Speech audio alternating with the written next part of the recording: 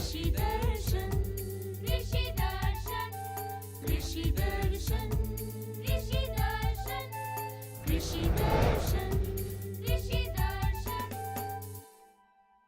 किसान भाई बहन मन के झुमकी बहन बटले जमा जमा जुहार और साथ ही साथ गंदरू भाई की तरफ से भी किसान भाइयों को नमस्कार। कृषि दर्शन कार्यक्रम में आप सभी किसान भाई बहनों का स्वागत है। कैसे हैं आप लोग? बिल्कुल, हमारे किसान भाई अच्छे हैं, लेकिन अब हम कार्यक्रम की शुरुआत करें। बिल्कुल। और कार्यक्रम की शुरुआत करते हैं हम कृषि समाचार से। तो आइए देखते हैं कृषि समाचार। नमस्कार, कृषि समाचार में आपका स्वागत है। मैं हूं आपके साथ गौतम। आइए देखते हैं आज कृषि समाचार में क्या है खास।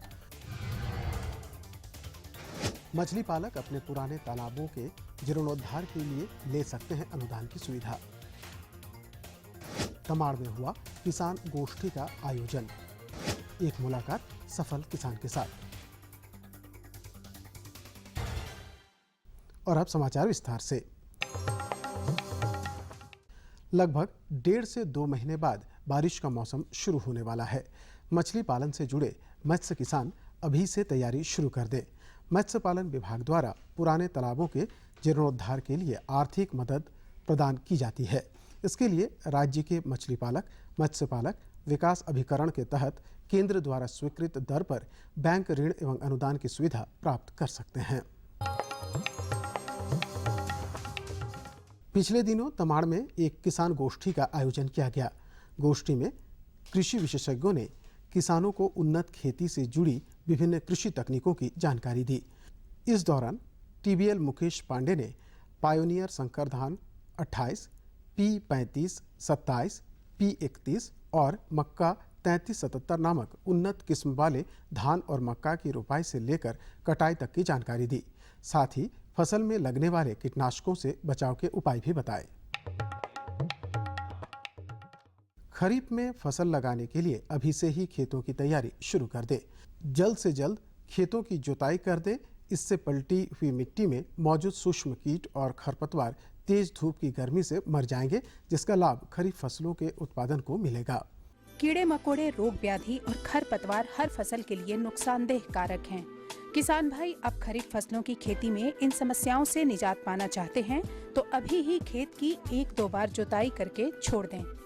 किसान भाइयों, खरीफ के मौसम में कीड़े बीमारी कम लगे या फिर आपका खरपतवार कम हो, इसके लिए आप गर्मी के समय में खेतों की जुताई जो प्राथमिक जुताई यंत्र हैं, जैसे कि मिट्टी पलटने वाला हल या तवेदार हल, उससे करें ताकि ज़्यादा से ज़्यादा जो है कीड़े मकोड़ों का नियंत्रण हो सके और खरपतवार भी कम उगे। इसके अलावा जो पहली बारिश हो उसमें बारिश का पानी ज़्यादा से ज़्यादा समय तक खेतों में रह सके। किसान भाई, अगर आप लीची का फल बाग लगाना चाहते हैं तो अप्रैल से मई महीने तक गड्ढा खोदने का काम पूरा कर लें।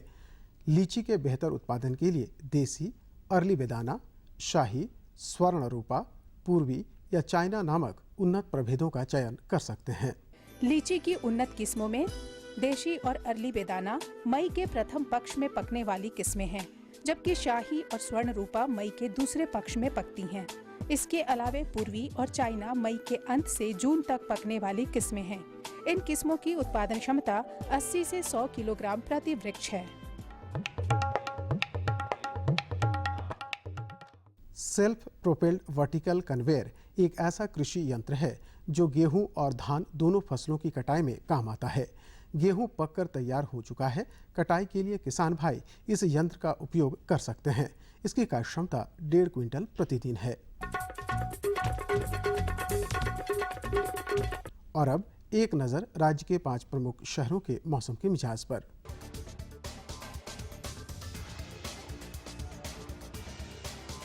आज राज्य के 5 प्रमुख नगरों के अधिकतम और न्यूनतम तापमान कुछ इस प्रकार दर्ज किए गए। रांची का अधिकतम तापमान 37 डिग्री सेल्सियस और न्यूनतम 24 डिग्री सेल्सियस। जमशेदपुर का अधिकतम तापमान 43 डिग्री सेल्सियस और न्यूनतम 27 डिग्री सेल्सियस। मेदिनीनगर का अधिकतम तापमान 41 डिग्री सेल्सियस और न्यूनतम 24 डिग्री सेल्सियस। देवघर का अधिकतम तापमान 44 डिग्री सेल्सियस और न्यूनतम 28 डिग्री सेल्सियस और धनबाद का अधिकतम तापमान 45 डिग्री सेल्सियस और न्यूनतम 28 डिग्री सेल्सियस रहा।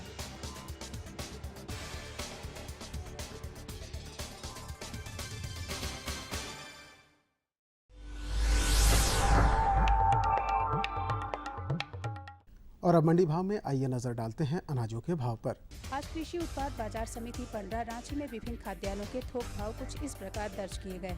चावल मोटा 2150 रुपए से 2250 रुपए, चावल मध्यम 2450 रुपए से 2550 रुपए, चावल उत्तम 3400 रुपए से 3500 रुपए, गेहूं 1750 रुपए से 1850 रुपए, चना 3300 रुपए से 3400 रुपए, दाल अरहर 5500 रुपए से 6400 रुपए, दाल मसूर 4800 रुपए से 5200 रुपए, दाल चना 3900 रुपए से 4000 रुपए, सरसों तेल 9000 रुपए से 9400 रुपए, चीनी 3400 रुपए से 3500 रुपए, आलू 1100 रुपए से 1200 रुपए और प्याज 1100 रुपए से 1200 रुपए प्रति क्विंटल रहा। कृषि समाचार में आज इतना ही। अगले दिन अगले अंक में फिर मुलाकात होगी कुछ ताज़ा तरीन खबरों के साथ। तब तक के लिए दीजिए इजाज़त। नमस्कार, जोहार। कृषि समाचार के अंतर्गत आपने ढेर सारी जानकारी ली, मंडी की भाव के बारे में, मौसम के मिजाज के बारे में, तरह तरह की खेती बाड़ी के बारे में।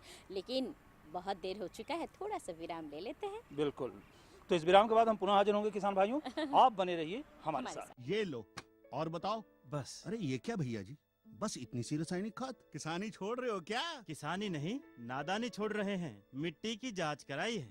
अब तो लालाजी जितनी जरूरत है उतने ही उर्वरक खेत में डालेंगे। हाँ, किसान भाई आज ही अपने जिले की नजदीकी भूमि परीक्षण प्रयोगशाला में मिट्टी की जांच जरूर करवाएं और मिट्टी में पोषक तत्व, नमी व पौधे के विकास को देखते हुए केवल जरूरत के अनुसार ही पोषक तत्व डालें। और हाँ, मिट्टी में गंधक, जस्ता, बोरोन जैसे सूक्ष्म पोषक तत्वों का पता लगाना भी न भूलें।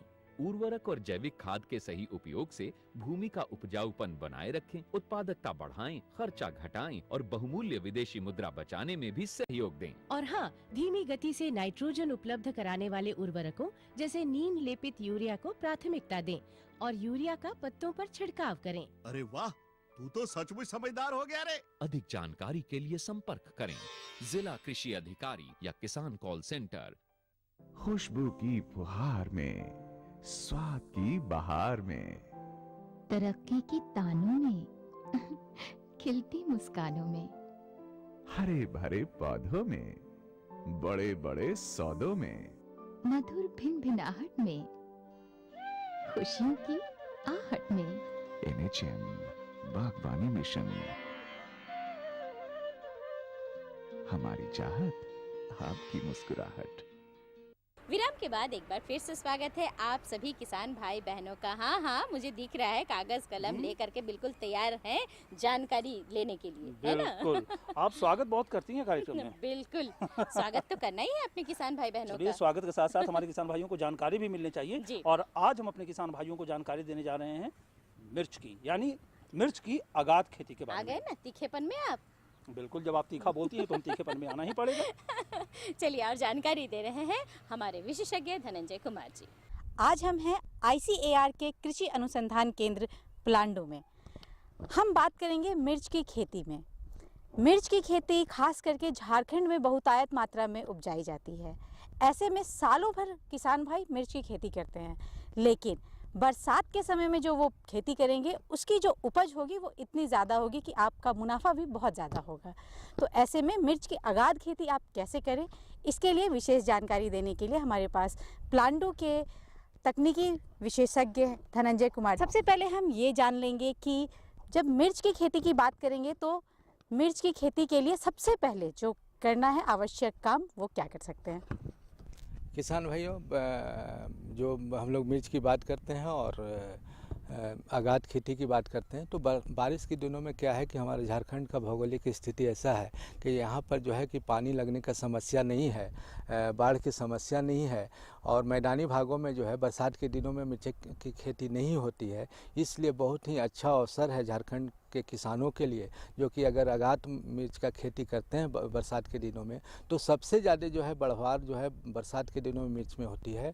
और सबसे ज़्यादा उपज भी उस समय जब बढ़वार ज़्यादा होता है तो उपज है ज़्यादा मिलता है, और बाज़ार में जो है दाम भी जो है उस समय ज़्यादा रहता है। क्योंकि भारत के अन्य प्रदेशों में जहाँ पर जो मैदानी भाग है, जहाँ पर कि वाटर लॉगिंग ज़्यादा होता है, पानी का निकास सही से नहीं हो पाता है, वहाँ पर मिर्च की खेती संभव नहीं है। और उस मामले में हमारे झारखंड का बहुत ही बड़ा सौभाग्य है कि यहाँ का अगर किसान जो है बरसाती मिर्च की खेती करें तो हम समझते हैं कि 1 एकड़ से 2.5 से 3 लाख रुपया की आमदनी प्राप्त किया जा सकता है। तो आइए सबसे पहले ये जान लें कि इस खेती के लिए सबसे उपयुक्त समय क्या होगा। किसान भाइयों, अभी जैसे कि अप्रैल के महीना में अगर आपके पास पानी का साधन है, जैसे कि तो अप्रैल के महीना में जो है आप बीज बुआई करें, जिन किसान भाई के पास पानी का साधन है। और जिन किसान भाई के पास जो है पानी का साधन नहीं है तो आप 15 से 20 मई के बाद बीज बुआई करें, जिससे कि 15 से 20 जून तक उनका रोपाई करना होगा। उस समय बारिश का मौसम प्रारंभ हो जाएगा।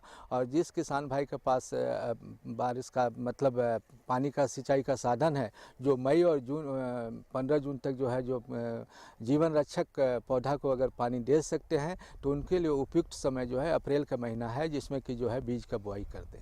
तो आइए अब हम ये भी जान लें कि बीजों का चयन कैसे करेंगे, कौन सी किस्में इस वक्त सबसे अच्छी हो सकती है।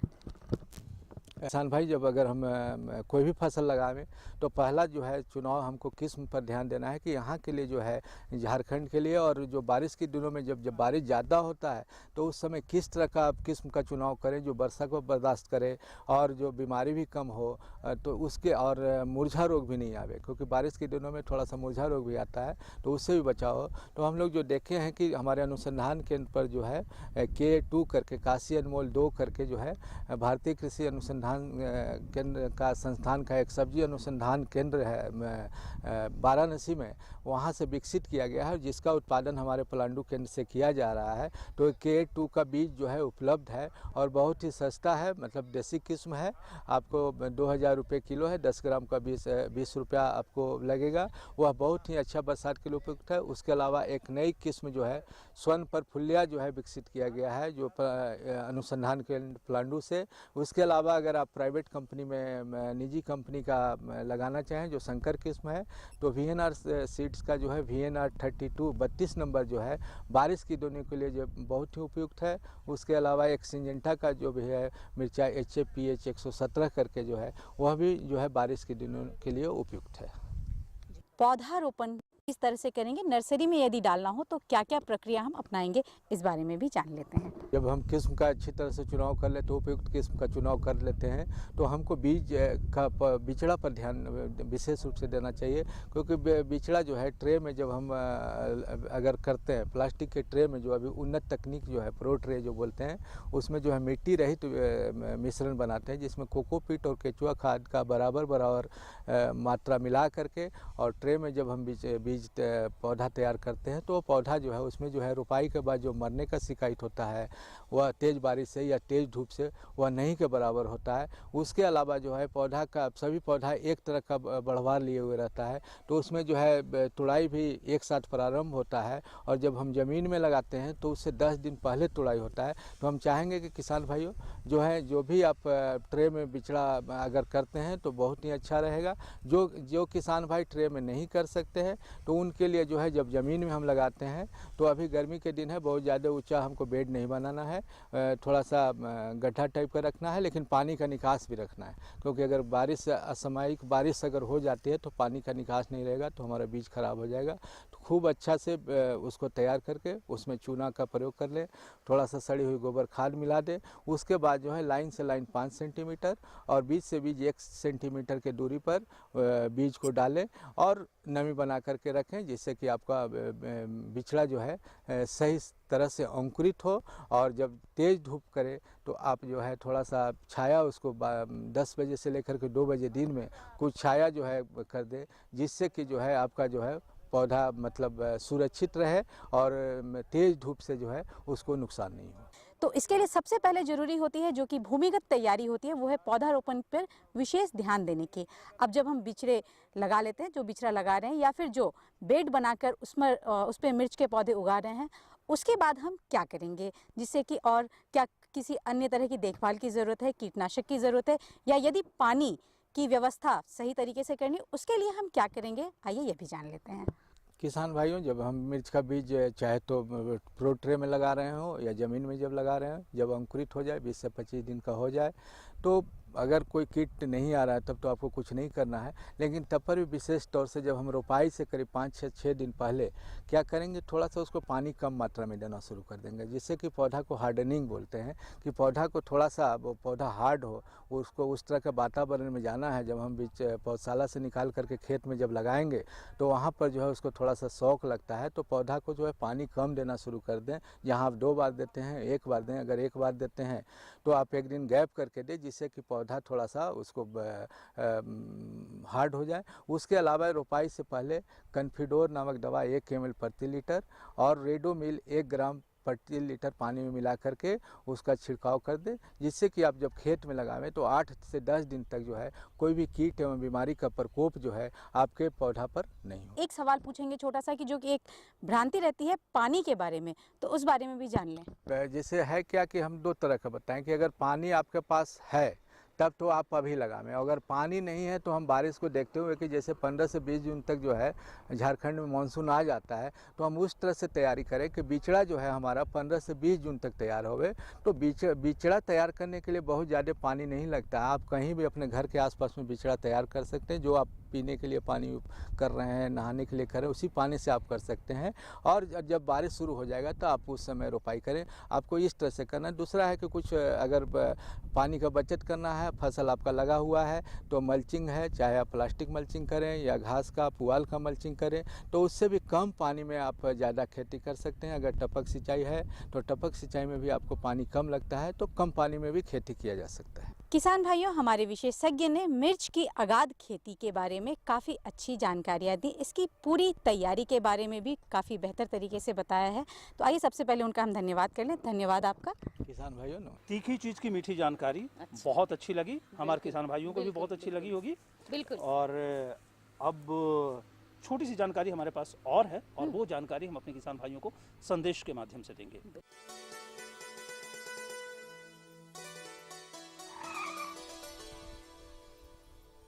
1 लीटर में 90 किलोमीटर का माइलेज है। वाह भैया, पेट्रोल तो बचा रहे हो, लेकिन पानी के बारे में क्या सोचा है? अरे सामू, पानी के पैसे से ही तो गाड़ी खरीदी है। क्या पानी के पैसे से? हाँ, सूक्ष्म सिंचाई अपनाकर मैंने पानी बचाया। इस विधि से सिंचाई करने से 75 से 85% तक जल की उपभोग क्षमता बढ़ गई, जिससे सिंचाई करने पर 30 से 50% तक सिंचाई जल की बचत हुई। तो क्या हम भी इसका लाभ उठा सकते हैं?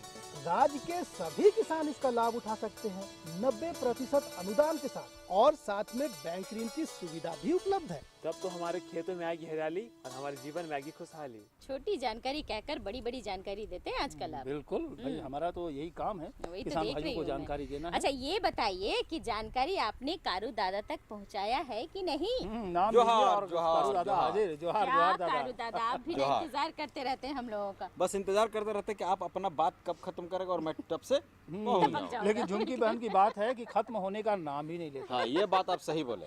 चलिए उसी बात में हम एक और बात बढ़ाते हैं। वो बसंत का मौसम जब था तब हम ईख लगाए थे, अब तो ईख इतना बड़ा करीब हो गया। तो उसका देखभाल कैसे करें, उसका निकाय गुड़ाई कैसे किया जाए, इसके बारे में थोड़ा जानकारी दे। देखिए, अभी हम लोग तीखी बातें कर रहे थे। देखिए, इन्होंने दादा पूरा गन्ना लेकर आए हैं और मीठी की जानकारी हम अपने किसान भाइयों को चलिए इस विषय पर भी हम जानकारी ले लेते हैं। थोड़े मीठे हो जाते हैं तीखी के बाद, और जानकारी दे रहे हैं हमारे विशेषज्ञ डॉक्टर नीरज कुमार जी। आज हम लोग बिरसा कृषि विद्यालय के प्रांगण में आए हैं, जहाँ के वैज्ञानिक हैं डॉक्टर नीरज कुमार, शस्य विभाग में हैं। आज हम लोग जानकारी हासिल करेंगे कि गन्ने की निकाई गुड़ाई किस प्रकार से की जाए और इसकी विशेष ध्यान क्या क्या रखी जाए, इसी विषय पर विशेष जानकारी हासिल करते हैं। सबसे पहले हमारे किसान भाई को बताएं कि झारखंड में गन्ने लगाने से उनको क्या फ़ायदे हैं। अभी पूरे प्रदेश में या यूं कहें पूरे देश में मौसम में काफ़ी बदलाव आ रहा है, और जब हम चाहते हैं कि हमारे प्रदेश में वर्षा हो या फिर हमारे फसल को नमी मिले, उस समय वो नमी नहीं मिल पाती है और इस वजह से हमें ऐसे फसल या ऐसे प्रभेद का चुनाव करना होगा जो सूखे से प्रभावित नहीं हो। ऐसे में गन्ना फसल एक ऐसी फसल है जिसमें हम 12 महीने, पूरे 12 महीने साल भर हम इस फसल को खेत में रखते हैं और अगर नमी की अधिकता हो जाए या नमी की कमी हो जाए तो ये फसल बड़ी आसानी से ये उपज दे देता है, प्रभावित नहीं होता है। साथ ही साथ हमारे किसान भाइयों को जब भी पैसे की ज़रूरत होती है तो ये एक इस तरह का रोज़गार है जो कभी भी काटने के बाद हम उसको खाने के लिए इस्तेमाल करते हैं, बेच सकते हैं और पैसे की आमदनी हमको हो जाती है। तो ऐसे में इसका जो रकबा है वो दिनों दिन बढ़ता जा रहा है, क्योंकि जो और फसलें हैं वो पानी की कमी की वजह से प्रभावित हो जा रही हैं। तो अब ये बताइए कि अभी ग्रीष्मकालीन की समय है, तो इस समय क्या स्थिति होगी गन्ने की? जो गन्ने को हम लोग 2 बारी लगाते हैं। एक तो ग्रीष्मकालीन जैसा आपने कहा, ये हम फरवरी मार्च में लगा देते हैं, और दूसरा किस्म है शरदकालीन जिसको हम अक्टूबर नवंबर में लगाते हैं किसान भाइयों। तो अभी अगर आपने फरवरी मार्च में गन्ना लगा दिया होगा तो उसमें अंकुरन आ गया होगा और बड़ा ही आवश्यक है कि इस समय उसमें जो भी सस्य क्रियाएँ हैं उसको हमको करनी चाहिए। अभी स्थिति बहुत अच्छी है जब हमको सस्य क्रियाएँ हमको करनी चाहिए। तो निकाई गुड़ाई सबसे आवश्यक है। अगर आप समय पे निकाई गुड़ाई करते हैं तो उसमें जो जड़ के आसपास की मिट्टी है वो हल्की हो जाती है। हल्की ही नहीं, फिर उसमें जो कल्ले निकलते हैं, आप जानते हैं कि हम गन्ने का टुकड़ा लगाते हैं और उस पर आँख लगी होती है, वहीं से हमारा गन्ना निकलता है। और अगर मिट्टी हल्की हो, उसकी उर्वरा शक्ति ज़्यादा हो, अच्छी हो, तो बहुत सारे कल्ले एक जगह से 8-10 कल्ले निकलते हैं और इससे उपज बढ़ता है। तो अभी अवश्य ही आप निकाई करें, गुड़ाई करें ताकि मिट्टी हल्की हो जाए। हाँ, ये बड़ा ही आवश्यक है और इसका बहुत ध्यान दें। और ये भी ध्यान रखें कि वर्षा आने तक, जून महीने में वर्षा जब आएगी, हमारे यहाँ झारखंड में 15 जून के आसपास में पहली वर्षा गिरती है, तो उससे पहले तक अगर आवश्यक पड़ता है तो हमको नमी बनाए रखना होगा। हमको मिट्टी को देखते हुए वो सिंचाई की सुविधा अगर है तो हमको सिंचाई करनी होगी। जैसा हम सभी जानते हैं कि गन्ना फसल वही किसान ले पाते हैं जिनके पास सिंचाई की सुविधा होती है। तो हो सकता है कि अभी 15-20 दिनों के अंतराल पे गर्मी ज़्यादा पड़ रही है तो सिंचाई की ज़रूरत पड़ेगी। तो जब कल्ले निकलते हैं, थोड़े बड़े होते हैं, तो उसमें दीमक की समस्या लग जाती है और बहुत सारे किसान भाई इससे प्रभावित होते हैं। हाँ जी, हाँ जी। तो इसकी समस्या के लिए क्या वो व्यवस्था करें ताकि दीमक कम लगे या लगे ही नहीं? हम लोग किसान भाइयों को हमेशा आगाह करते रहते हैं कि सबसे पहले तो उनको जब भी खेती करें, किसी भी फसल की खेती करें, तो ग्रीष्मकालीन जुताई का बड़ा ही महत्व हो जाता है। वो मिट्टी को पलट करके छोड़ देता कि कीड़े मकोड़े या खरपतवार वगैरह नष्ट हो जाएं। गन्ने की अगर आप बात कर रहे हैं तो बड़ा ही लाजमी है, जब गन्ना जहाँ भी लगाते हैं दीमक की समस्या आती है और करीब 40-50% ही अंकुरन बहुत सारे किस्मों में हो पाता है। लेकिन इसमें कुछ छोटी छोटी चीज़ें अगर हम ध्यान दें, जैसे कि हम शुरू में ही जब हम जुताई कर रहे होते हैं, गन्ना लगाने से पहले ही अगर हम दीमक से निजात पाने के लिए दवा अगर खेत में डाल देते हैं अंतिम जुताई के समय, तब भी जैसे लिंडेन धूल आता है, अगर उसको हम अगर डाल दें खेत में तो उससे कुछ फ़ायदा हो सकता है। अगर फ़ायदा नहीं हो पाया और दीमक आपको बाद में दिखता है, क्योंकि दीमक जो है वो जड़ के पास वो उसके जो गुड़ होता है वो उसको खाता है। वो जो हम लोग काट करके जो भाग लगाते हैं टुकड़ा, उसको हम लोग गुड़ बोलते हैं और उसको वो दीमक खाता है और कमज़ोर कर देता है। बाद में वो सूख करके पौधा गिर जाता है और अगर पौधे की सही संख्या हमारे खेत में नहीं रहेगी तब हम ज़्यादा उपज की उम्मीद नहीं कर पाते हैं।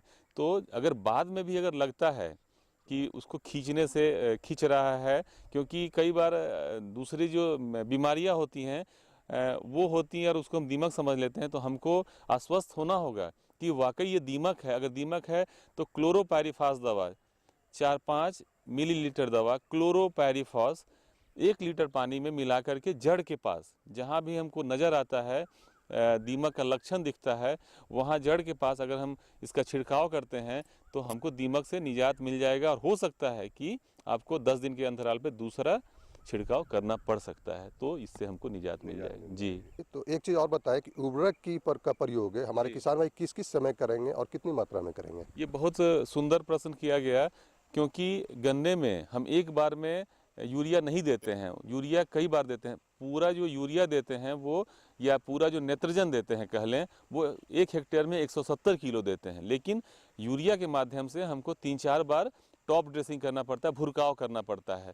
तो हमें जब हम निकाई गुड़ाई अभी कर रहे हैं और अगर नमी है तो निकाई गुड़ाई के तुरंत बाद आप यूरिया का छिड़काव करें।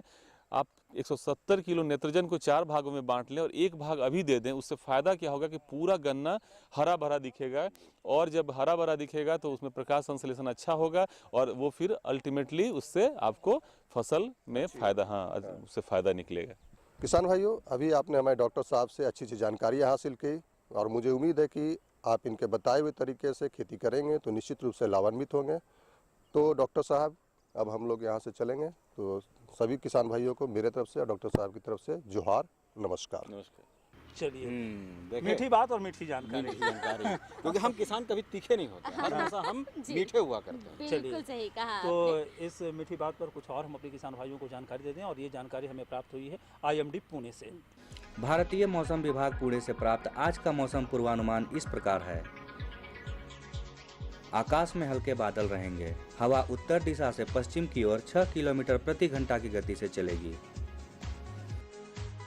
आज का अधिकतम तापमान 37 डिग्री सेल्सियस और न्यूनतम 23 डिग्री सेल्सियस रहने की संभावना है।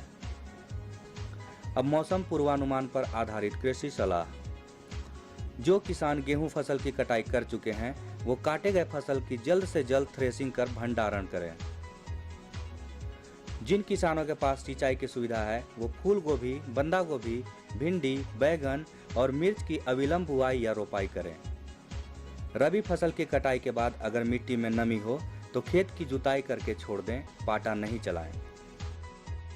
ये काम भी हमारा पूरा हुआ। कागज कलम चल रहा है या नहीं चल रहा है? बिल्कुल चल रहा है। अगर चल रहा है तो फटाफट हमारा पता नोट कर लीजिए, क्योंकि अब हम जाने वाले हैं आज तो के हमारा लिए। पता है कार्यक्रम कृषि दर्शन, कृषि प्रकोष्ठ, द्वारा केंद्र निदेशक, दूरदर्शन के रातू रोड, रांची, ट्रेन संख्या 83400। तो कहना क्या है? तो किसान फटाफट भाइयों, लिख डालिए खत।